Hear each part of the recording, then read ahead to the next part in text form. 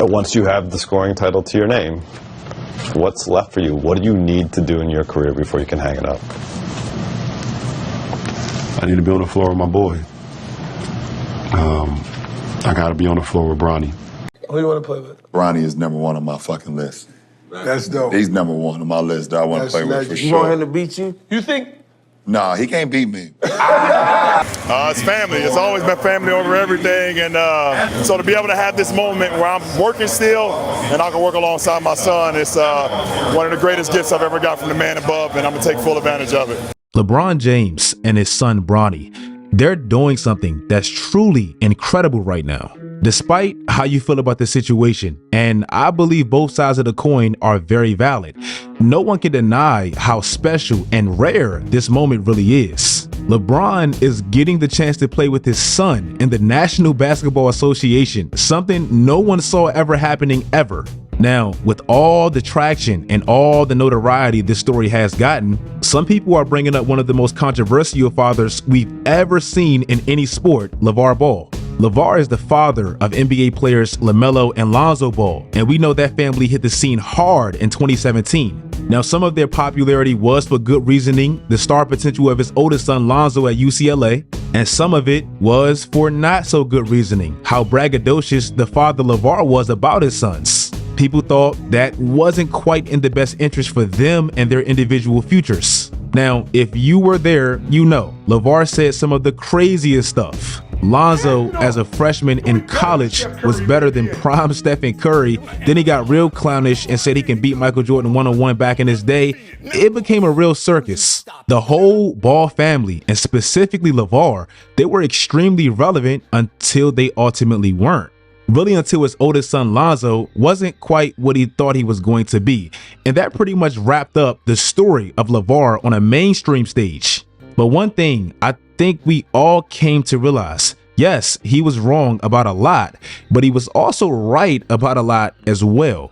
Lonzo got drafted by the Lakers with the second pick. LaVar did say that would happen. LaVar, to me, is one of the most significant pieces to college athletes now being able to benefit off their likeness. He essentially kept Melo away from college because of it, and he proved to be right. He picked a very non-traditional route to get LaMelo to the NBA, and he proved to be right. LaMelo was the second pick in the draft. Now, a lot of prospects do that, and the G League is completely different. But lastly, in the midst of LaVar's crazy celebrity run, he said this about LeBron's son, Bronny James, and he was right. The monsters in the NBA, they dads wasn't that good. Kobe Bryant, his dad wasn't all that. That's why he's such a monster. So you look at, you got LeBron. It's going to be very hard for his kids to, because they're not going to look at him as LeBron's kids. They're going to be like, you better be just like your dad. Anybody who already had that expectation, a lot of their fathers don't want to put all that weight on them because people don't look at them as what they were. LeBron got mad at this comment, and understandably so, that's his son. But the crazy thing to me now, looking at it 7 years later, LeBron is a lot more like LaVar than he probably even realizes. It's no secret that Bronny James isn't quite ready for the NBA right now. It's not mean to say, it's not hyperbolic, it's true, and that's okay right now. LeBron obviously pushed some very powerful buttons to make what was ultimately his dream a reality. He's getting to play with his son. LeBron even once said that a high school Bronny James was actually better than real life NBA players. Now, a lot of people believe, yeah, it's cool for LeBron, but it's not really in Bronny's best interest to automatically be elevated to the NBA when he's clearly not ready. This is LeBron's dream, but is it really the best for Bronny? When LaVar Ball was at the height of his celebrity, to some extent, this was the same narrative. Some people thought it was wrong that he was trying to live out his dreams and his aspirations through his kids, even if it wasn't always in their best interests. But that's not really what this video is about. I'm not talking about how LaVar was with Lonzo. Despite how he ultimately turned out in the NBA, he earned his spot. I'm not talking about how he was with LaMelo. He's one of the best players in the league, and he clearly proved LaVar right.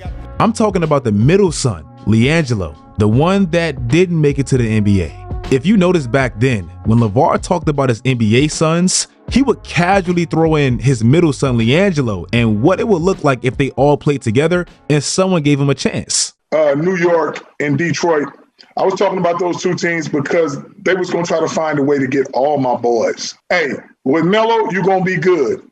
You bring in Jello, you're going to be better. Like I said, I look at something like my vision is a little different. And like I said, my other son, Jello. Right. That's the one who needs to go. Wherever Melo goes, Jello need to go. Now you got something special. And I used to criticize you for this. You used to say, I just want them all playing together. And I said, Oh, I still do. That is absurd. It's going to happen. It is not going to happen. I guarantee you. When it do, I'll be back over here and let you know. LeBron's dream as a father was to obviously play with his son, and that he did. LeVar's dream as a father was for all of his sons to make the NBA and preferably all play together. LeVar didn't play in the NBA, so obviously he didn't have that much power. His power and the only real leverage he had was the talent of his two sons. LeBron's power and his leverage is his name and his resume. So while he was able to use his power to make his dream come true, LeVar tried to do the exact same thing through his son. It just didn't work. Jello goes to NBA draft and becomes undrafted. Was that a surprise? Yeah, because Rob and Magic, I went in the back room with them to do something for Lonzo. Y'all telling me what Lonzo got to do for the team? Okay, we good. Get stronger, faster, more commanding voice. Yeah, now do something for me. Get my boy. They tell me we're going to keep family together. But when it get to the 50-something pick, you don't pick him. You pick some other guy that came from Michigan, which I understand Pelinka had ties with that type of stuff. Get my boy. Get my boy. What's left for you? What do you need to do in your career before you can hang it up? I need to be on the floor with my boy. Now, I'm not saying LiAngelo is better than Bronny or he deserved it more than Bronny, because Bronny was a higher prospect coming out of high school. But let's be real, they are very similar in the fact that despite their family ties, we all scratched our chin as to, are they really NBA material? Most people, if we didn't know who either one of these guys were, would say no. Bronny played in the summer league and he had his moments, but overall he struggled. LiAngelo Ball, pretty much the exact same thing.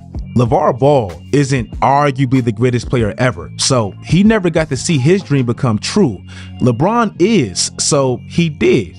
And both of these two are very proud, great fathers who love the hell out of their sons, and that's very commendable. And even though I believe they both did it with great intentions, they both selfishly tried to pull strings in order to make their dreams come true. One guy is just LeBron James, and the other is LaVar Ball. If you guys like this video, let me know in the comment section how exactly you feel about this topic. To me, it's very similar. Follow my social media sites, turn on post notifications, do all that great stuff, guys. And until next time, as always, stay tuned.